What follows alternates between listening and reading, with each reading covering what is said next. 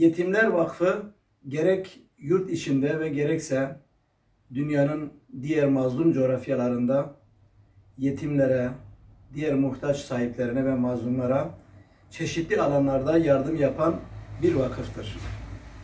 Bizler Çermik temsilciliği olarak da Yetimler Vakfı'nın bu mealdeki yardımlarımızı, çalışmalarımızı yapıyoruz. Şöyle söyleyebiliriz ki okullar açıldıktan sonrasındaki süreç içerisinde okulların açılışıyla beraber yetim ailelerimizin çocuklarına kırtasiye yardımı, sonrasında gıda kolileri dağıtımı ve et dağıtımı yaptık.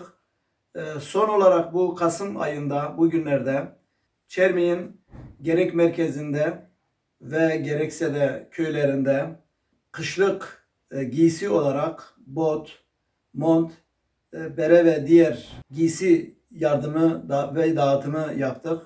Bunu şu şekilde komisyonca belirlediğimiz 50 civarında yetimimize bu yardımı biz yaptık. İnfak sahipleri, hayır sahipleri ve eli olan, bu arada aracı olan bütün şahıslar mutlaka ki Rabbimizin inanıyoruz ki bu çalışmalarda Rabbimizin kendilerine ihsan edeceği ecirden yararlanacaklardır. Herkesten Allah razı olsun. Vakıf yetimleri bize yardım ediyor.